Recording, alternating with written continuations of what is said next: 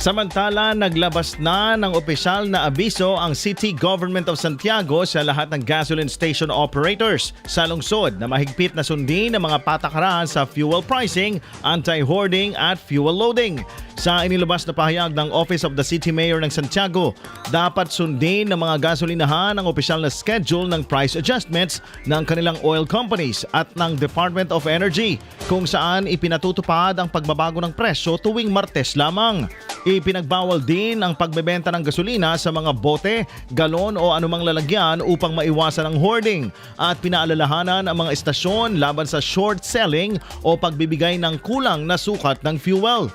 Nagbabala ang pamahalaang lungsod na ang mga lalabag sa patakaran sa fuel pricing ay maaaring pagmultahin, makulong o kansilahin ang permit habang nagsasagawa o magsasagawa ng regular na inspeksyon ang Joint Inspection Team sa mga gasolinahan. Ang mapapatunayang magsasagawa ng unauthorized fuel price increase ay maaaring makulong ng hanggang 1 taon o pagmultahin ng 300,000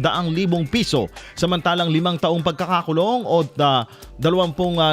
piso hanggang 50,000 piso na multa ang maaaring ipataw sa hoarding, prohibited container loading o short selling. May 10,000 pesos na multa o kanselasyon ng permit para sa unauthorized storage ng petroleum products, habang 5 hanggang 15 taong pagkakakulong o 15,000 piso hanggang 20 or 2,000,000 piso